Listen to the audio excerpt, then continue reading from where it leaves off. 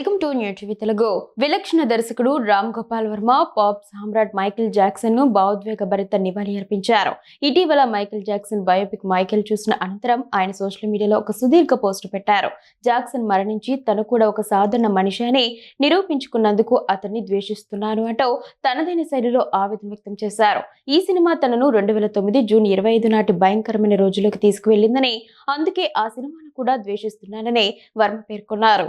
ఆ రోజు ఉదయం నిద్రలేవగానే టీవీ స్క్రీన్పై మైకేల్ జాక్సన్ ఈజ్ డెడ్ అనే అక్షరాలు కనిపించాయి. చాలాసేపటి వరకు అదొక పీడకల అనుకున్నాను. కానీ ఏ ఛానల్ మార్చినా అదే వార్త. అసాధ్యం సుసాధ్యమైందని అప్పుడు అర్థమైంది అంటూ జాక్సన్ మరణ వార్తను తనను ఎంతగా కలిచివేసిందో వర్మ వివరించారు. ఈ సందర్భంగా 1984లో విజయవాడలోని తన ఇంజనీరింగ్ రోజుల నాటి జ్ఞాపకాలను వర్మ గుర్తు చేసుకున్నారు. ఒక స్నేహితుడు నన్ను బలవంతంగా ఓ పాత వీడియో పార్లర్కు తీసుకువెళ్ళాడు.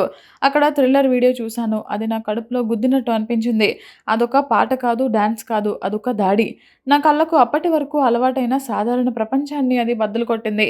ఆ ప్రొడక్షన్, కొరియోగ్రఫీ, ముఖ్యంగా ఆ తుఫానుకు కేంద్రమైన జాక్సన్ను చూసి ఆశ్చర్యపోయాను. అతడు మనిషిలా కదలలేదు, ఒక మానవాతీత శక్తిలా తెరపై తేలియాడాడు. అతడు దేవుడో లేక దేవుడు సృష్టించిన అద్భుతమో అనిపించింది అని వర్మ అభివర్ణించారు.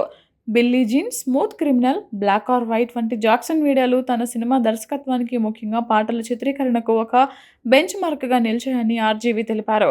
తన కెరీర్లో ప్రతి పాట చిత్రీకరణ చర్చలో జాక్సన్ వీడియోల ప్రస్తావన వచ్చేదని గుర్తు చేసుకున్నారు. జాక్సన్ చుట్టూ అల్లుకున్న వివాదాలను తాను ఎప్పుడూ పట్టించుకోలేదని, ఎందుకంటే అతను తన కళ ద్వారా ఆత్మకు అందించిన అనుభూతి ముందు అవన్నీ చాలా చిన్నవని వర్మ అన్నారు. అలాంటి దేవుడు లాంటి వ్యక్తి అందరిలాగే మరణించడం ద్వారా నన్ను మోసం చేశాడు.